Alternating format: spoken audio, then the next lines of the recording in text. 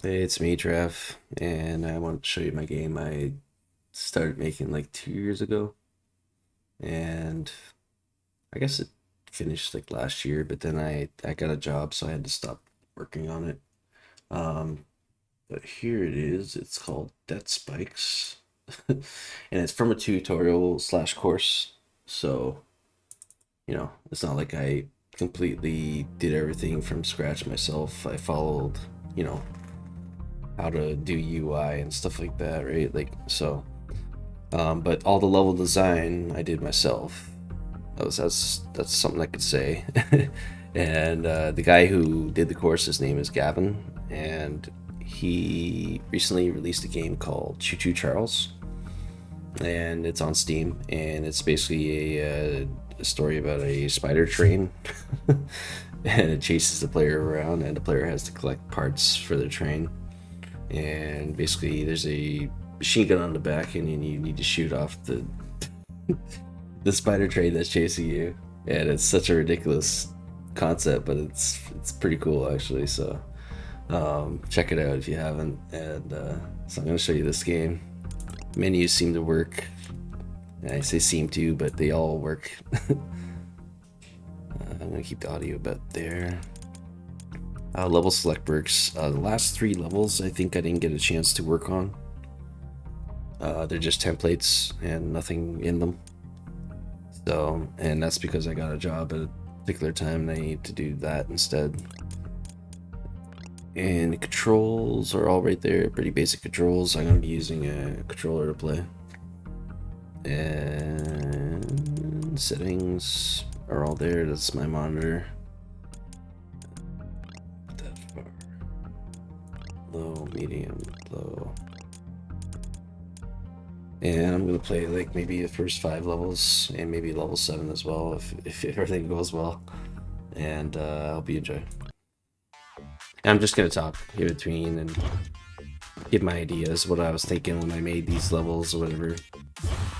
Like the music, for instance, is very upbeat, and that's by design. Like I was looking for upbeat music that was commercial free and license free, so that way I can get the player to maybe jump when they probably wouldn't normally jump, right? Maybe they're just going with the beat or something like that. So, and this beat is completely different from that beat. I thought it was pretty cool. It's like a laid back, kind of weird offbeat.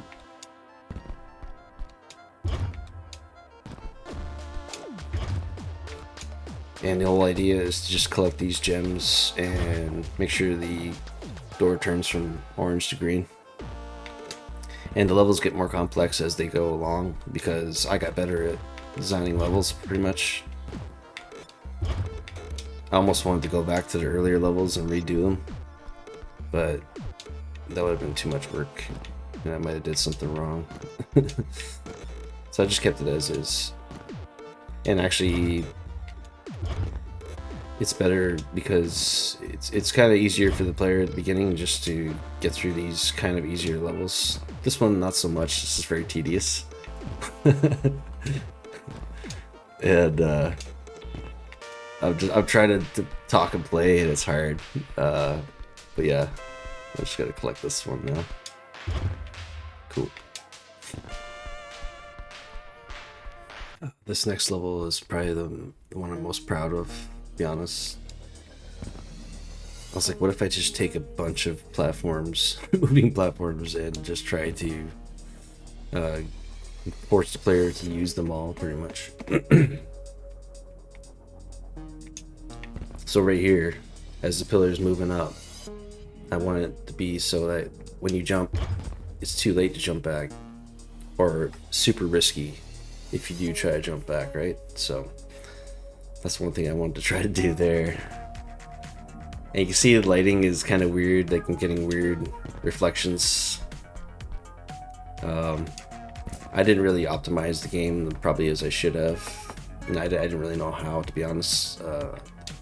I think when I redo this game, I'll probably get on that or whatever.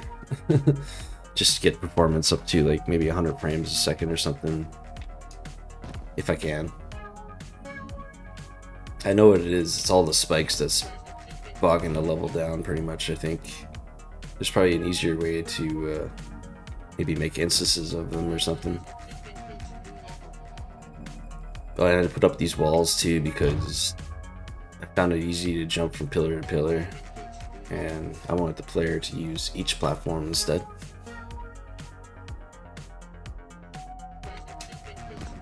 And that middle platform was moving really fast, so that's something you gotta be careful of. And it was going way faster when I first did it, and I had to make changes to it because it was just impossible to jump to. But I found that speed actually pretty good.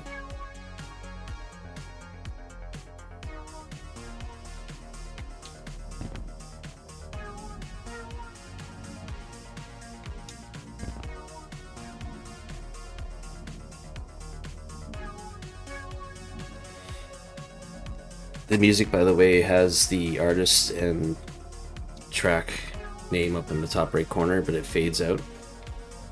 That's one thing I learned doing Unreal Engine UI, that you can just fade stuff out. So I wanted to put that little trick in there and give the people who did the song credit, right? And as far as I know, it's all license free, so sorry if it's not.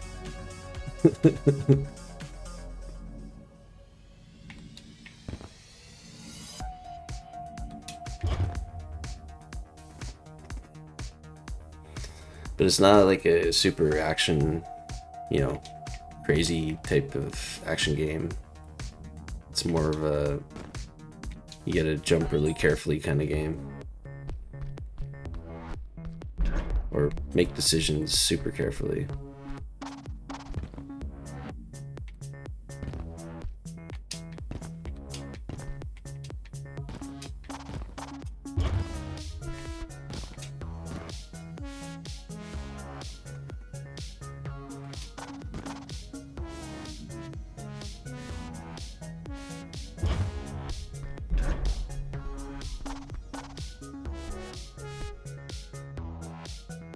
I'm not sure what I was going for the art style or anything like that. It's just basic shapes. I dragged in Unreal and then made some cuts here and there. I want kind of like a futuristic, almost dystopian kind of look, in a way, like just to almost like I don't know if you ever seen the movie The Cube, and I might be way off with this comparison, but The Cube kind of felt really strange. I didn't understand it as a kid. And I was like, or even in the Matrix, like where are we right now? Like that's kind of what I was going for. And there's no storyline or anything like that, and there's just jumping from platform to platform and trying to collect gems. So that's basically all it is.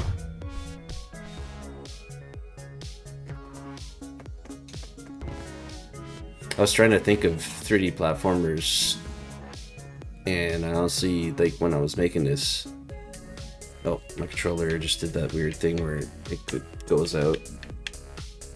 I gotta wait for it to come back in. There you go. Hey, look at that.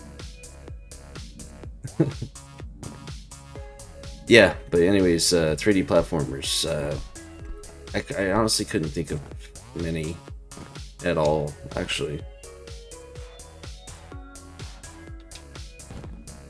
So I thought it'd be cool just to make something like this and give everyone access to all levels at the beginning. I think is kind of a smart idea. Like, I guess it's cool to unlock stuff too, but that way if someone doesn't like the particular level that they're on, they can just go find something else.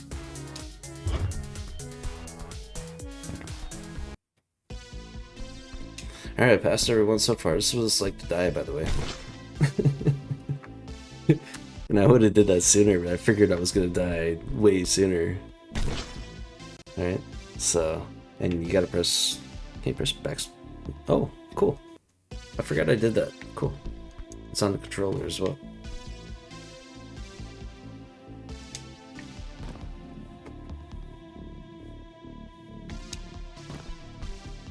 This one I turn up I turn up the brightness in lumen.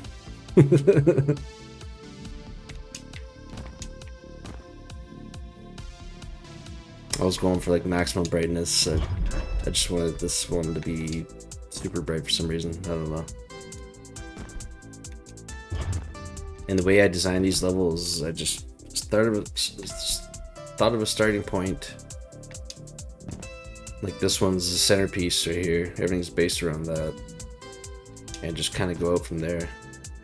Like snake out, I guess you'd say, or you know, make little tiny side quests like this, like collecting this gem over here, right? And then having one over here, but this giant block in the way, so you can't get through. So you got to go back to the middle piece, right?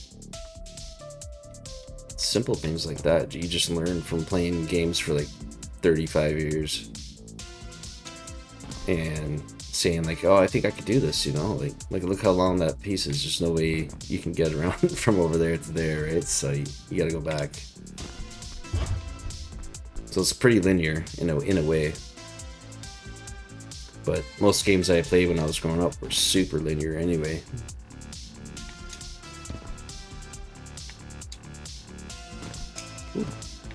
So that's a risky jump I want to put in. I was like, where can I go from here, right? So I wanted to do that crazy jump, and I wanted two of those platforms to come together. So I'm glad that worked out.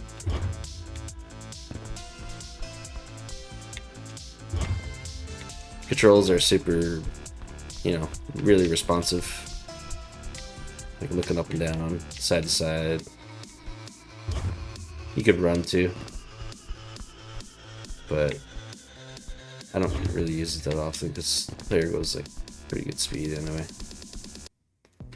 Alright, I'm gonna try level 7 after this and probably stop there. So I don't want to keep you guys all day. And I have another game on my computer too I'm gonna make a video for in a little bit. It's different, it's like first person shooter, so, and it's pretty basic, but I just wanted to show you actually how cool it was. And this level, when I designed it, I was like, I want this one to be super long. So as you can see, way down there is the end of the level. So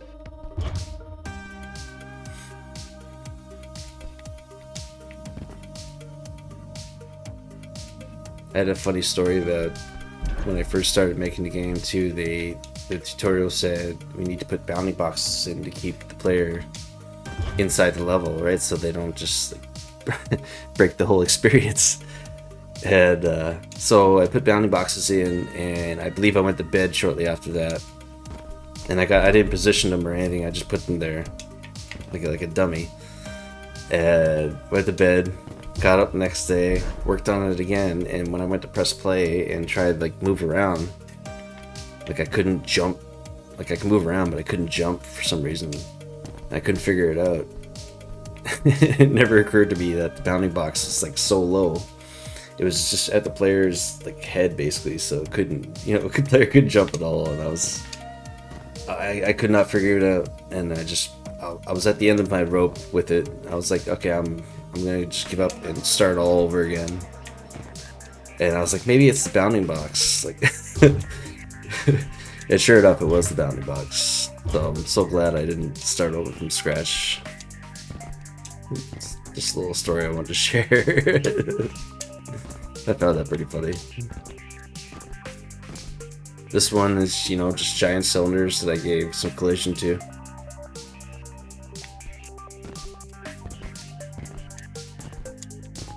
Right? Just give it collision and Unreal, and then you can walk on it, right? And same thing, I just did this backwards design of the staircase.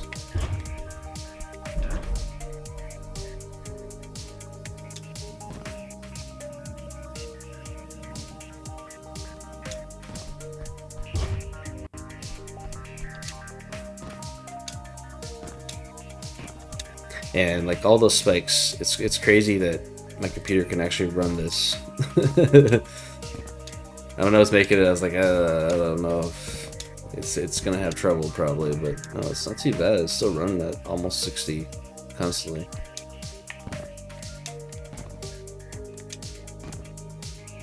So, almost got it. All right, sweet. This is the best I've ever done, I think. Playing my own game and recording, because I've done a million of these videos where I screw up and have to start over. So I hope you enjoyed it. And I just want to show, like, there's still like another level around here, level 8. Yeah, there's another 9 levels that I got made. So if anybody ever wants to try it, just give me a message or something like that. All right.